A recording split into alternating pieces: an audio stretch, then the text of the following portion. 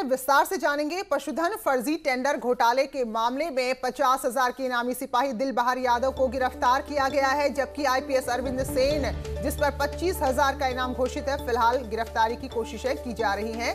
तो पशुधन विभाग फर्जी टेंडर यहां पर निकाला गया था और उसी फर्जी टेंडर के जरिए इंदौर के एक व्यापारी से करोड़ों रुपए की ठगी हुई थी। तो इस मामले में कार्रवाई लगातार हो रही थी। तो फिलहाल सिपाही, जिस पर 50,000 का इनाम घोषित था, दिलबहार यादव, उसको गिरफ्तार कर लिया गया है, जबकि आईपीएस की तलाश की जा रही है और 25,000 का इनाम आईपीएस के ऊपर भी घोषित कर दिया गया है। तो पशुधन विभाग का ये टेंडर था, तो फर्जी तरीके से टेंडर निकालकर टेंडर के लिए करोड़ों रुपए ठग लिए गए एक इंदौर के कारोबारी से, व्यापारी से, और उसी मामले में जांच चल रही थी जिसमें ये गिरफ्तारी हुई है और आईपीएस अरविंद सेन की गिरफ्तारी की कोशिशें की जा रही हैं। 25,000 का इनाम घोषित कर दिया है। इससे पहले 50,000 का इनाम घोषित था दिलबहार यादव पर, जो सिपाही था, तो उसे गिरफ्तार कर लिया गया है। ऋषभ मणि हमारे सहयोगी इस वक्त लखनऊ से हमारे साथ फोन लाइन पर जुड़े हैं। तो ऋषभ, बताइए जरा, क्या ये घोटाला था और किस तरह कार्रवाई इसमें अब लगातार हो रही है? देखिए, पशुधन विभाग में जो फर्जी टेंडर का घोटाला था, इंदौर के एक व्यापारी थे मनजीत सिंह, उनके साथ ठगी की गई थी, जिसमें कई लोग शामिल थे। 10 करोड़ रुपए की करीब ये ठगी थी। उनको बताया गया था पशुधन विभाग में उनको बड़े टेंडर दिलाए जाएंगे, फर्जी टेंडर भी उनको दिया गया, करोड़ों रुपए उनसे ठगे गए। जब उन्होंने अपनी वो रकम वापस मांगी, उनको पता चला वो ठगे जा चुके हैं, तो आईपीएस अधिकारी अरविंद सेन के माध्यम से उनको डराया गया, धमकाया गया, जिसमें एक सिपाही भी शामिल था, दिलबहार यादव। तमाम आरोपी इसमें गिरफ्तार हैं, जेल में हैं। अरविंद सेन यादव जो आईपीएस अधिकारी हैं, डीआईजी पीएससी सेक्टर आगरा में थे, वो फरार चल रहे हैं फिलहाल इस मामले में। उनके ऊपर 25,000 रुपए का इनाम रख दिया गया है। दिलबहार यादव जो पुलिस का सिपाही था, 50,000 का इनामी हो चुका था, उसको कल देर रात पुलिस ने गिरफ्तार कर लिया है। तो पुलिस की मंशा यही है कि इस घोटाले में जो कार्रवाई हो वो इतनी सख्त की जाए ताकि ऊपर से नीचे तक एक संदेश चला जाए कि आईपीएस अधिकारी हो, सिपाही हो या कोई भी हो, उसके खिलाफ सख्त कार्रवाई से चूकेगी नहीं लखनऊ पुलिस। जी, चलिए, बहुत बहुत धन्यवाद ऋषभ आपका जानकारी के लिए। और वहीं महोबा के पूर्व एसपी मणिलाल पाटीदार के खिलाफ एक और मुकदमा दर्ज कर दिया गया है। तो दरअसल मणिलाल पाटीदार पर अब जो नया आरोप है वो है अदालत के आदेश की अवहेलना करने का। दरअसल पाटीदार कृषि प्लांट व्यापारी की मौत के मामले में भी आरोपी है। आरोप है कि रंगदारी नहीं देने पर इंद्रकांत त्रिपाठी पर जानलेवा हमला कराया गया और अब इस मामले में प्रशासन फरार चल रहे पाटीदार की संपत्ति को कुर्क करने के लिए अर्जी लगाने की तैयारी में है। तो बहरहाल पहले ही मुकदमा झेल रहे थे और अब एक और मुकदमा दर्ज हुआ है और ये मुकदमा है अदालत के आदेश की अवहेलना करने का।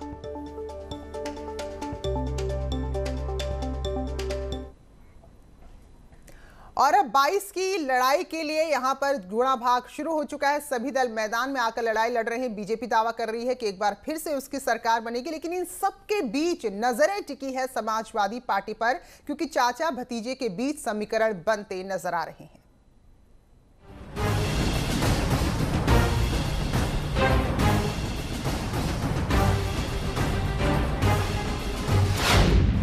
समाजवादी परिवार में महाभारत होने से अखिलेश और शिवपाल के रास्ते अलग हो गए। दो धड़ों में बटे अखिलेश और शिवपाल अलग अलग पार्टी के आज मुखिया हैं, लेकिन समाजवाद का नारा दोनों पार्टियां लगा रही हैं। ऐसे में जनता के मन में सवाल है कि 2022 की लड़ाई से पहले अखिलेश के साथ शिवपाल आएंगे। भाई जो कह रहा है हमने पहले कह चुका है। नहीं, हमने कहा कि उनके लिए सीट छोड़िए, बाकी कह चुका हूँ मैं। बार बार क्यों पूछते हो? अखिलेश गठबंधन को लेकर बात साफ कर चुके हैं। उनकी पार्टी छोटे दलों के साथ मोर्चा बनाएगी और 2022 की लड़ाई लड़ेगी। लेकिन जब चाचा शिवपाल यादव की पार्टी को गठबंधन में शामिल करने की बात आई तो उन्होंने कुछ इस तरह से बात को टाल दिया। भाई जो कह रहा है हमने पहले कह चुका है। नहीं, हमने कहा कि उनके लिए सीट छोड़िए, बाकी कह चुका हूँ मैं। बार बार क्यों पूछते हो? वैसे 2017 की लड़ाई में चाचा शिवपाल की भूमिका को अखिलेश यादव बखूबी समझते हैं और इस बात को शिवपाल यादव भी जानते हैं। अगर 2022 की लड़ाई में भी समाजवादी धड़ा दो नावों में सवार होकर चला तो फिर सियासी नया पार लगाना मुश्किल हो जाएगी। इसलिए शिवपाल यादव अखिलेश यादव के साथ आने को तैयार हैं। छोटी छोटी पार्टियों से भी करेंगे, राष्ट्रीय पार्टियों से भी करेंगे। देखिए, ओवैसी से अभी तो हमारी बात नहीं हुई है जी। अगर वो बात करना चाहेंगे तो जरूर करेंगे। सवाल ये नहीं है कि चाचा शिवपाल यादव ओवैसी की पार्टी के साथ जाएंगे तो प्रदेश में मिलकर कमाल कर देंगे। इस बात को अखिलेश और शिवपाल दोनों समझते हैं। वो जानते हैं कि बीजेपी को टक्कर देनी है तो सीधी लड़ाई के लिए क्या अपने और क्या पराये, सबको साथ लेकर चलना होगा। मतलब साफ है कि यूपी की सियासी लड़ाई में एक बार फिर से समाजवादी परिवार साथ दिखाई देगा, ऐसा अंदेशा लगाया जा सकता है। Bureau report, news 18। और इन सब के बीच मुख्यमंत्री योगी आदित्यनाथ सक्रिय हैं और आने वाले दिनों में अलग अलग शहरों का औचक निरीक्षण करेंगे। यानी कि किस शहर में कब मुख्यमंत्री पहुंचेंगे इसकी जानकारी वहां के प्रशासन को नहीं होगी, ताकि जो भी कमियां किसी शहर में किसी जिले में हैं वो सामने आ सके। तो साफ सफाई से लेकर कानून व्यवस्था का जायजा मुख्यमंत्री लेंगे और अचानक सड़क मार्ग से कहीं भी पहुंचेंगे। तो फिलहाल अब जो भी खामियां हैं वो खुलकर सामने आने की उम्मीद है।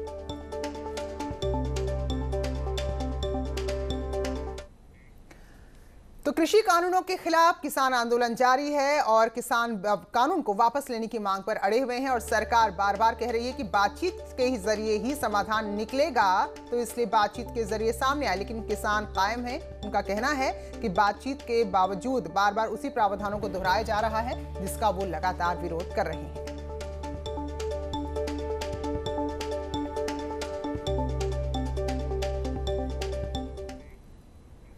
तो ऐसा नहीं कि बातचीत नहीं हुई है, कई दौर की बातचीत हुई, गृह मंत्री तक बातचीत में शामिल हुए, आमने सामने बैठकर बात हुई, कृषि मंत्री भी लगातार कोशिश कर रहे हैं। लेकिन किसान फिलहाल अपनी मांगों पर कायम है, तो कोशिश यही हो रही है कि बातचीत के जरिए ही समाधान निकाला जाए।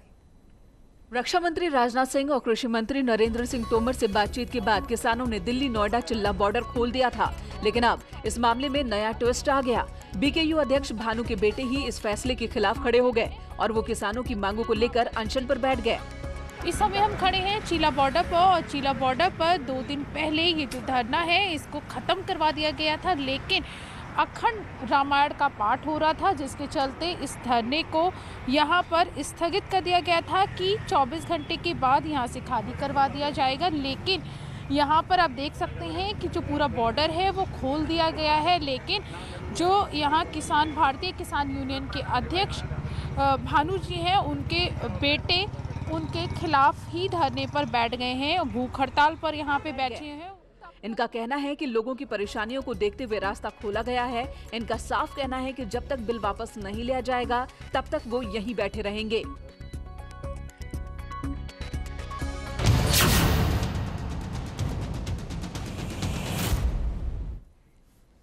तो किसानों का आंदोलन लगातार चल रहा है, बातचीत की कोशिशें नाकाम हो रही है। इन सबके बीच जो बड़ा सवाल है वो ये है कि क्या किसानों का आंदोलन हाईजैक हो गया है? ये सवाल लगातार उठ रहे हैं। तो इसी बीच लखनऊ जोन के आईजी लक्ष्मी सिंह का बेहद चौंकाने वाला बयान सामने आया है।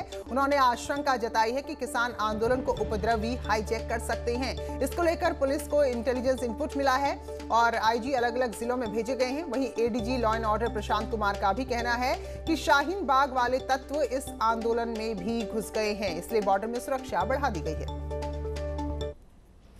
देखिए, इंटेलिजेंस इनपुट है कि कुछ उपद्रवी तत्व इसको हाईजैक कर सकते हैं, शांति व्यवस्था को भंग कर सकते हैं। इसके लिए हमने काफ़ी व्यवस्थाएं की हैं, कुछ निरोधात्मक अरेस्ट की हैं, कुछ प्रिवेंटिव मेजर्स अपनाए गए हैं और साथ ही साथ ऐसी व्यवस्थाएं की गई हैं कि कहीं से भी सामान्य लोक जनजीवन प्रभावित ना हो। जो लोग एजिटेट कर रहे हैं उनको इस चीज़ों को देखना चाहिए कि किस तरह के लोग इस शांतिपूर्ण जो धरना प्रदर्शन उसको हाईजैक करना चाहते हैं और उनके कारण उनके धरना प्रदर्शन का समर्थन जो वो भी ख़त्म होता जा रहा है। और ऐसे लोगों को हम लोग यूपी में काफ़ी पैनी नज़र रखे हैं और इस तरह की घटनाएं हम लोग इस तरह की कोई चीज़ें बर्दाश्त नहीं की जाएगी कि कोई भी एंटी नेशनल गतिविधि या ऐसे लोग इस कार्यक्रम में घुसें और हमारे किसानों की जो शांतिपूर्ण जो चीज़ें चल रही हैं उसको डिस्टर्ब करें।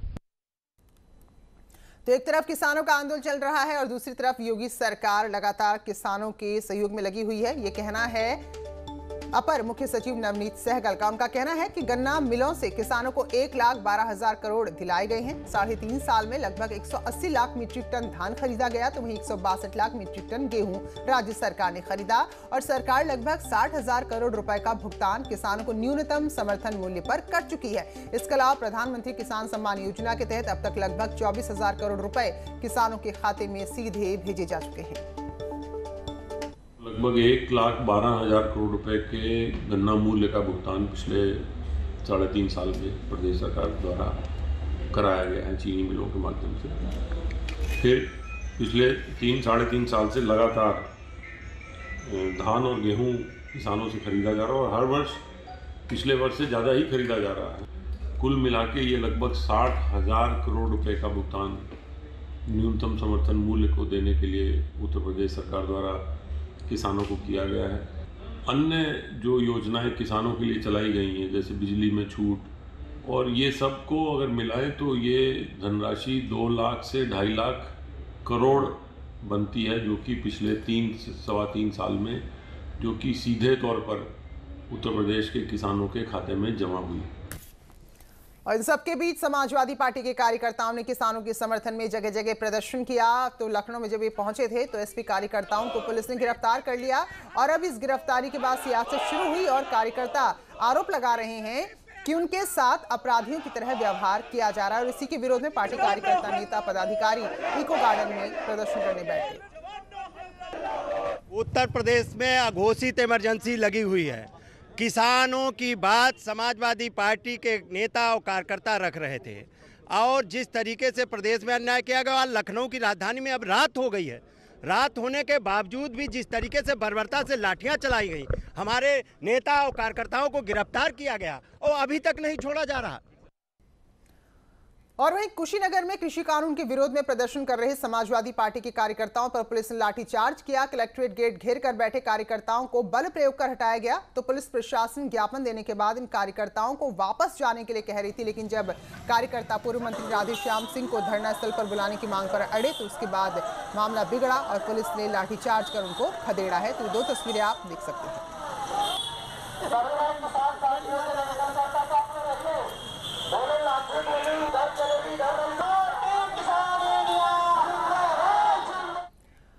और अगली रिपोर्ट हम आपको आजमगढ़ से दिखा रहे हैं, जहां दबंगों की दबंगई ऐसी कि उनको सब कुछ मुफ्त में चाहिए और अगर कोई उनकी बात नहीं मानेगा तो उनकी रोजी रोटी को आग के हवाले करने से भी नहीं घबराते। मुफ्त में खाने की आदत ने ऐसी लत लगाई कि दूसरों का जीना हराम कर दिया। ये परिवार एक ऐसे ही 2 कौड़ी के दबंगों से परेशान है क्योंकि उन्होंने इनकी रोजी रोटी पर आग लगा दी और सब कुछ बर्बाद कर दिया। कितने का नुकसान हुआ आपका आग लगने? 60-65 हज़ार का। इस गरीब परिवार ने अपना आत्मसम्मान बचाने के लिए एक बार नहीं बल्कि कई बार मुफ्त में खिलाया, लेकिन जब इसका विरोध किया और खाने के बदले पैसों की डिमांड की तो दबंगों के आत्मसम्मान को चोट पहुंच गई। साहबजादों की शान में आग लग गई और उस आग से जलते मोनू यादव और उसके साथी ने आजमगढ़ के कंतालपुर गांव में मीट की दुकान चलाने वालों के पेट में लात मार दी। मतलब बार-बार मीट मांगने आता है, फ्री में पैसे मांगता हूं तो गाली देता है। अगर फ्री में खाने की आदत है तो सड़क पर आकर भीख क्यों नहीं मांग लेते। इस देश और प्रदेश में ऐसे लोगों को न जाने कितने लोग खिलाते और पिलाते हैं। खुदा कसम आपकी शान में आंच भी नहीं आएगी और फ्री में खाने की आदत भी नहीं जाएगी। मीट मैंने दे दिया उनको, मतलब इतना में। अब उसने माँ बहन की गाली देता है, बोला कि मैं मड़ई जला दूंगा और भट्टी तोड़ दूंगा, यहाँ पे नहीं होटल रहेगा। गरीब परिवार ने अपना आत्मसम्मान बचाने की कोशिश की, लेकिन मुफ्त की डकार लेने वालों को उनके जीने मरने से कहां फर्क पड़ता है। अगर पड़ता तो उनके बनाए इस व्यापार को आग न लगाई होती। अभिषेक उपाध्याय, न्यूज़ 18 आजमगढ़। और फिलहाल यहाँ पर एक ब्रेक के लिए रुक रहे हैं, लौटेंगे जल्दी। स्वागत है ब्रेक के बाद। और जो खबर हम आपको दिखाने जा रहे हैं वो मेरठ से और बेहद हैरान करने वाली है। कुत्तों को रोटी नहीं बनाई। जब कुत्तों के लिए बहन ने रोटी नहीं बनाई तो भाई इतना नाराज हुआ कि उसने अपनी बहन की गोली मारकर हत्या कर दी। और इस वारदात के बाद आरोपी ने ही पुलिस को सूचना भी दी, जिसके बाद गंगानगर के कैलाश वाटिका इलाके से पुलिस ने आरोपी को गिरफ्तार कर लिया। तो पुलिस का कहना है कि आरोपी आशीष ने अपनी बहन से कुत्तों के लिए रोटी बनाने को कहा, लेकिन बहन ने मना कर दिया और इस बात से गुस्साए आशीष ने गोली मारकर अपनी बहन की हत्या कर दी। 18-20 कुत्ते पाल रखे थे और रोज़ अपनी बहन से कहता था कि इनके लिए रोटियां बनाने के लिए, और बहन के द्वारा इसके लिए मना किया जाता था कि रोज़ रोज़ वो इतना नहीं कर सकती है। इसी बात पे आज बहन इसको डांट रही थी तो इसने आवेश में आके उसको गोली मार दी है, जिसमें उसकी हत्या हो गई है। अग्रिम विधिक कार्रवाई की जा रही है। और बहराइच में गन्ने के खेत में एक युवक पर तेंदुए ने हमला कर दिया, जिससे युवक बुरी तरह जख्मी हुआ। युवक के शोर मचाने पर आसपास के लोग भी पहुंचे और तेंदुआ गन्ने के खेत में छिप गया। तो युवक को अस्पताल में भर्ती कराया है, लेकिन गांव के लोग डरे हुए हैं। गांव वालों का कहना है कि बहराइच रेंज के रेहवा मंसूर गांव में लगातार तेंदुए की चहलकदमी देखी जा रही है।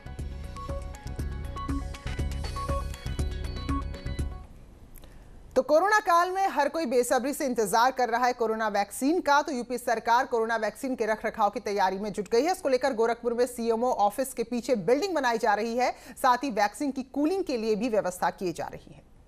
गोरखपुर में कोविड-19 वैक्सीन रखने के लिए सीएमओ ऑफिस के पीछे नई बिल्डिंग बन रही है। 600 स्क्वायर फीट में बन रहे इस कमरे में कोरोना वैक्सीन को सुरक्षित रखने के लिए तमाम तरह के इंतजाम किए जा रहे हैं। यहाँ पर 2 से 8 डिग्री के बीच वैक्सीन रखने की व्यवस्था की जा रही है। साथ ही इस पर भी मंथन किया जा रहा है कि ग्रामीण क्षेत्रों में किस तरह से वैक्सीन पहुँचाई जाएगी। सीएमओ ऑफिस के पीछे 600 स्क्वायर फीट में कमरा बनाया जा रहा है और इसी 2 से 8 डिग्री के बीच वैक्सीन को रखा जाएगा और पूरे जिले में यहीं से वैक्सीन का डिस्ट्रीब्यूशन होगा।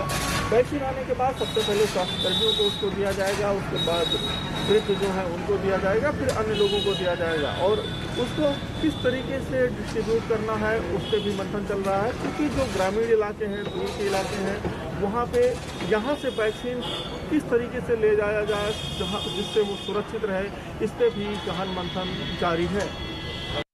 अपने देश में भी वैक्सीन का ट्रायल 3rd फेज में है और अगले महीने वैक्सीन आने की उम्मीद भी है। ऐसे में समय रहते इंतजाम करना जरूरी है, क्योंकि ये वैक्सीन नॉर्मल टेम्परेचर पर नहीं रखी जा सकती। इसके लिए काफी कूलिंग चाहिए। तो इस रिपोर्ट के साथ बुलेटिन में फिलहाल इतना ही। ब्रेक के बाद भी खबरों का सफर जारी।